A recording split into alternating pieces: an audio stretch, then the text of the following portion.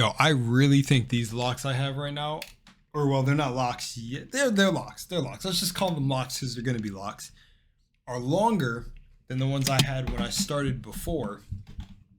But I wanted to get on here to say the year of the snake is coming to an end and the year of the horse is commencing.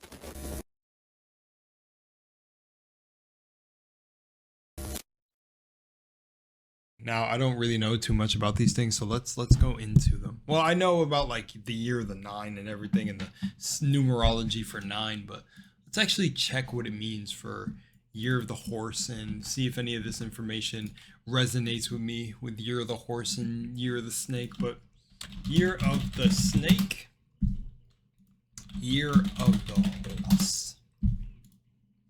Let's see. All right, let's pull it up. So the year of the snake in Chinese zodiac begins on January 29th, or began on January 29th, 2025, and will end on February 16th, 2026, marking the year of the wood snake. This year is associated with wisdom, intuition, personal growth, and symbolizing a time for introspection and shedding of outdated habits or energy. People born in the years such as 53, 65, 77, 89, 01, 13, and 25 are often described as strategic, insightful, and skilled communicators. The snake is sixth animal in the 12-year cycle, following the dragon and preceding the horse, and is linked to the earthly branch symbol C. C! I don't know if I'm saying that right. But okay, pretty cool. Pretty cool. I was going to scroll through this, but now that I'm kind of like, should I? Snake strengths and weaknesses. Lucky, unlucky thing, lucky numbers, 1-8, lucky colors, red, black. Cool. Okay, this is more about like the Chinese zodiac. I'm a dragon, so I shouldn't be looking at this. Well, I could because some of it could resonate. But anyways, we got year of the horse here. Let's look at year of the horse. The year of the horse in Chinese zodiac occurs every 12 years. Wow. With the most recent one beginning on February 17th, 2026 and ending on February 5th, 2027. Corresponding to the fire horse. The previous year of the horse was 2014, which was the wood horse, and one before that was 2002, a water horse. Individuals born in the horse years such as 1978, 1990, the metal horse in 2026 are believed to possess traits like energy, enthusiasm, and independence. The next year horse would be 2038, wow, which is the earth horse. Hang on a second. I wonder what this year will bring though. Okay, so according to Chinese astrology, horse is confident, agreeable, and responsible, although they tend to dislike being reined in by others. They're fit and intelligent, adoring physical and mental exertion. They're decisive, but also easily swayed and impatient. Interesting. I wonder what this year will bring.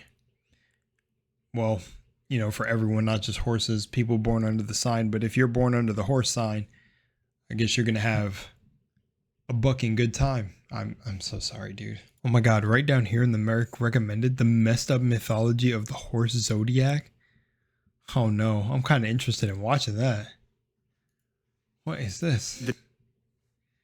All right, shout out to John Solo. Oh, I'm subscribed to bro. I know this guy. I think he did some stuff I was gonna look into. Okay, shout out to John Solo. We're gonna watch this. Why not? We're already here, right?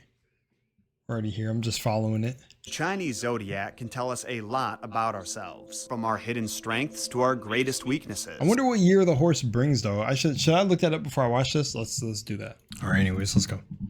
But how accurate is it? And do the animals on the zodiac have any significance in Chinese mythology? Those are the questions we're going to be answering today, with a little bit of your help if you don't mind. See, last episode I went through the astrology and mythology of the snake, because 2025 is the year of the snake. But next up is the horse, and if at least one of your signs is a horse, I could use your insight. Now, if you're already confused, I should explain that according to the Chinese zodiac, we all embody 4 different animal animal combos depending on the year, month, day, and hour we were born. Here in the West, we focus mostly on the year, but by getting more specific, you can get even more insight. If you want to learn how to determine your 4 signs, as well as how all the animals wound up on the zodiac in the first place, you can check out the first episode of this series. But if you already know the spirit of the horse lives in you, then you probably want me to get this started already. Because the zodiacal horse, or zodiacal horse, however you want to say it,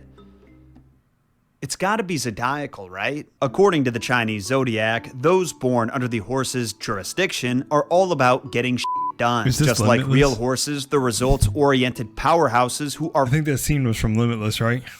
Full of energy and always ready for action. Appropriately, the horse presides over the hours of 11 a.m. to 1 p.m., midday, when the sun is at its peak and people have the most energy, unless they're on their lunch break. Its natural element is also yang fire. Like their animal counterparts, the astrological horse is always ready for action. Their internal flame is fueled by competition and the desire to prove themselves, extremely valuable qualities to have on any team. Another important aspect the astrological horse brings to the table is decisiveness. They have this uncanny ability to make a decision quickly and commit to it without a second thought. This is in part because they don't bother looking beneath the surface in most situations. What they see is what they get. It is what it is the horse's mantra.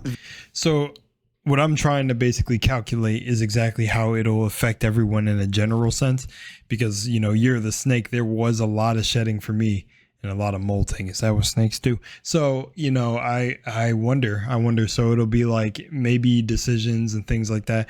Again, I'm not someone who really goes by astrology or things like that to heart. Usually what's very funny is the events that are taking place in my reality end up mirroring the things that people are talking about. And again, I always say the reason for this is because microcosm, macrocosm, we are all our own little universes, but we're also a collective consciousness, all connected to God. We're all gods, or whatever you care to think, but we're all connected. So it's very funny when astrology ends up lining up with my life, because I never really end up looking into it.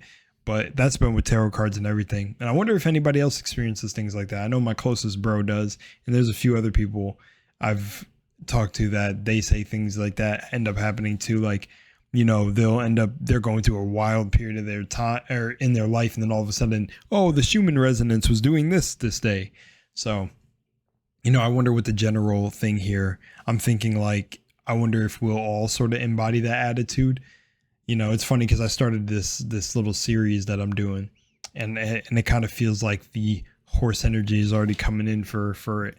That can definitely be a strength. Like I mentioned last episode, I personally struggle with over-evaluating decisions, leading to paralysis by analysis. Yep. The horse does not have that problem. Paralysis by analysis.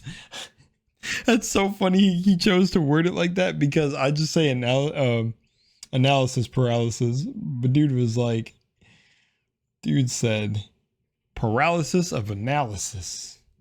I don't know why I did that with my voice, but anyways. And in a way, I kind of envy them, because while this may result in a few mistakes and the occasional catastrophic failure, the horse is never really fazed by it. They just keep moving forward, and their ability to make such fast decisions means they usually manage to climb out of the hole they dug for themselves. It's a bit of a roller coaster, and not everyone is suited for that way of living. Hell, deep down, even the horse can recognize when they're in over their head, but you would never know it, because they compensate for that insecurity with a false confidence that convinces most everyone they have their shit together, making them well suited for careers as politicians, lawyers, and salesmen. But if it sounds like I'm painting horses with a broad brush, it's because I am. However, the nuance that you seek can be found by analyzing how the 5 different elements of the zodiac interact with the horse's natural yang fire. First, though, I've got a message for my fellow small business owners and those— I want to see like his video on the dragon. I think I'm going to do that.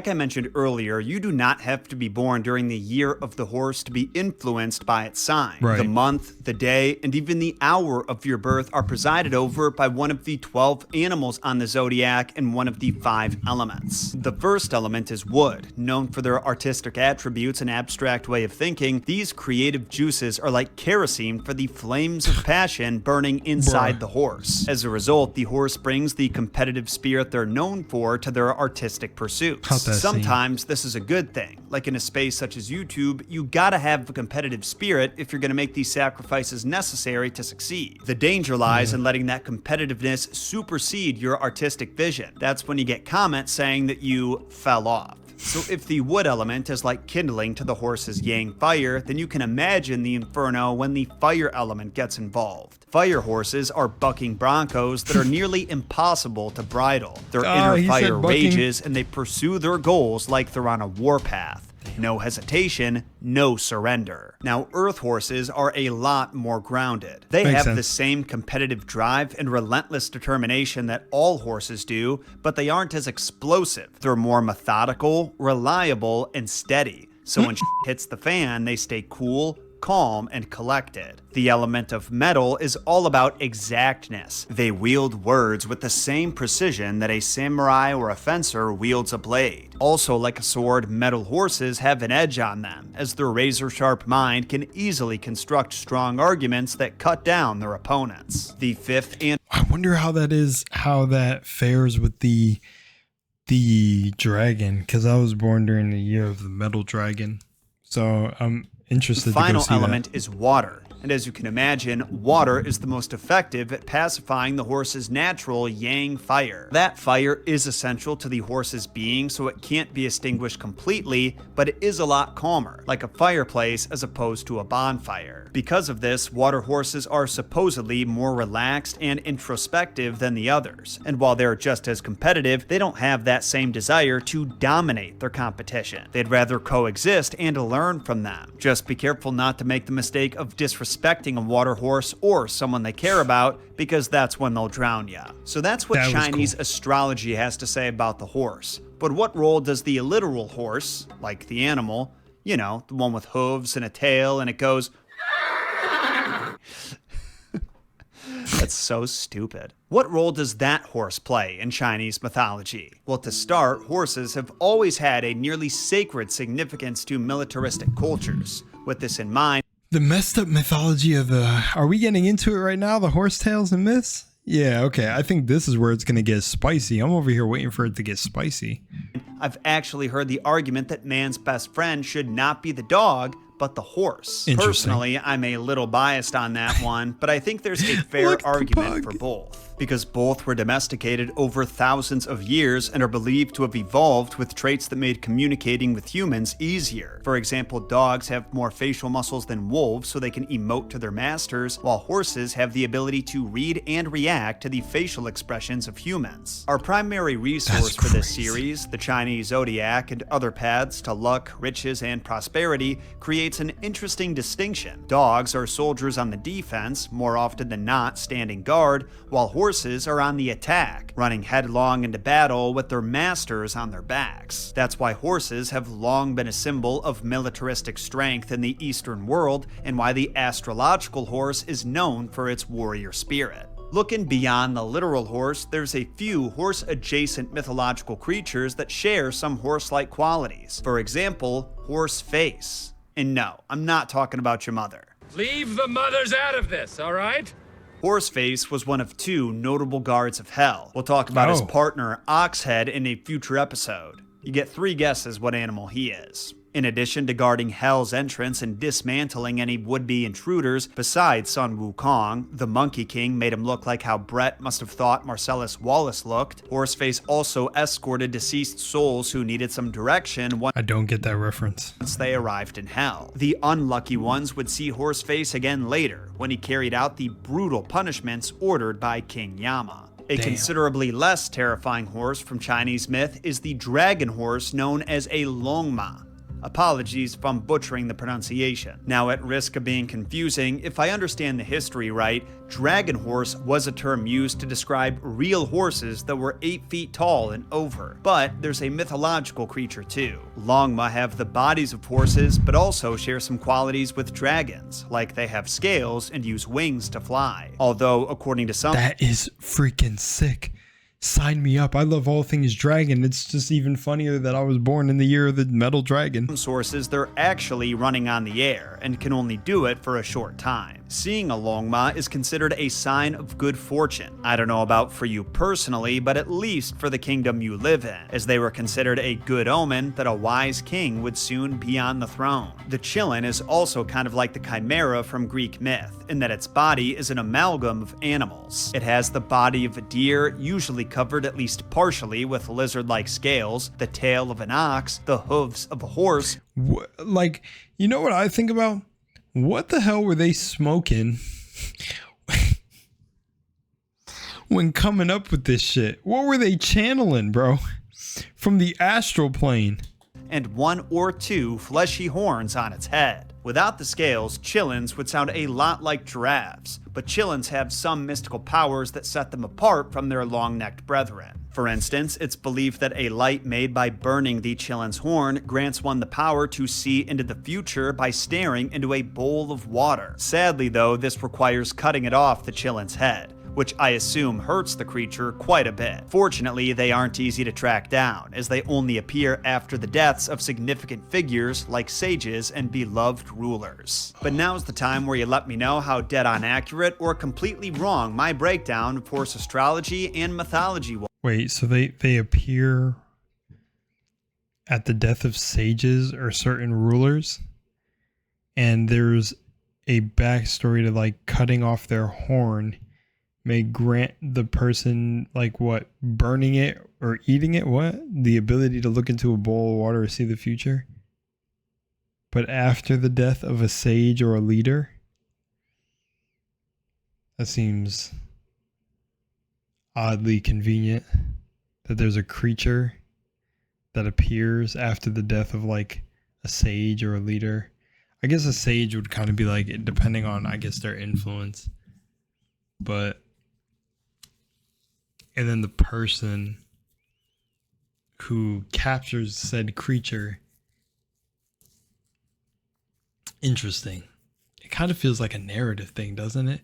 Like here, let me show you my headcanon little tinfoil hat thing going on. If the leader dies, say someone said they seen this creature, caught it, and they know the new leader that's going to take the place. And this person's already been selected because it's been like a coup going on. Let me know in a comment, then remember to like and subscribe so you don't miss the next episode where I talk about goats. Until then, my name is... Goats. I'm gonna go watch this video on the dragon.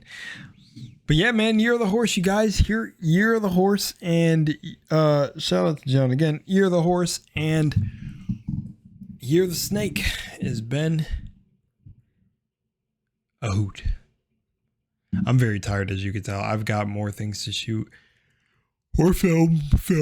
Oh, people, yeah. Okay. Never mind. This video's over. Yeah, man. I wanted to shoot this ending to this video because this is so insane. I went into like the lore of the metal dragon and what it meant to be born under the year of the metal dragon. Oh man, it was super sick, man. It was super cool. It was like a lot of the things that were the qualities of someone that was born as the metal dragon or the year of the metal dragon. It just, they really resonated with me, and I thought it was so funny. I also thought it was so funny that I love dragons, and not till recently did I know I was born in the year of the dragon. Like, I heard when I was growing up that there was like maybe a couple people that knew Chinese mythology that told me, oh, I'm a dragon, this is the year I was born in. And I was like, oh yeah, that's cool. So when it came back, it felt like a sort of deja vu moment, but I never really fully went down the rabbit hole of like the Chinese zodiac and mythology, and I was like, yo, that's badass. It's so funny that I ended up a dragon in this life, because I've always felt like, you know, I'm a dragon, and, you know, I'm a dragon. That's what I'm going to say. So yeah, the metal dragon was really cool. A lot of the qualities I've learned to balance and keep level-headed, but man, we do as humans have like a default that we go back to, but like even when we mastered ourselves, we still are a certain type of way. And it was just like, dude, the traits of a metal dragon could not be more accurate to me. It's so funny. But yeah, I just wanted to pop in here and say that because I went down the rabbit hole, and I wanted to, because I think during this video when I filmed it yesterday, that I said that I'm going to try to find one of his videos on like the dragon zodiac or the metal, and I just didn't end up doing it. I was just like, you know what? I'm a metal dragon. I remember this. Let me go see. just let me go see everyone's video. Now I got like 6 videos saved in my liked videos of just like listening to this stuff, then typing all crazy. And I love that. One thing I want to say to y'all before I end the video is you got to have those moments in your life, those little fun moments, those nerd out moments where you start to learn certain things and aspects and go on this whole knowledge rampage of just consuming and learning so more and having interest in things. Because I don't know, I feel like that keeps you youthful. It keeps you like smart. I feel like, and definitely to a degree, because it's literature you're reading. And yeah, I don't know, it's cool. It gives you something to talk about with someone new. If you ever meet new people and stuff, you can be like, yo, did you ever look into your Chinese zodiac? There's some interesting things there. Or, you know, did you ever look into this aspect of things? Yo, you ever knew about these igneous rocks or something? Nah, maybe the stuff that we learned outside of school, but still, you know, very fun. Anyways, yeah, I just wanted to come on here and yap and do that for the end of the video and give a way better, more energetic ending, because I was tired as shit at the end of that video. And I didn't even talk as much, so I'm sorry if it felt like I stole John's video or whatever. I did not mean to. I was just watching it, chilling. I think when I'm probably post editing, Jarrell is chopping some of it up or whatever. But yeah. So we'll see. Anyways, love y'all. I'm out.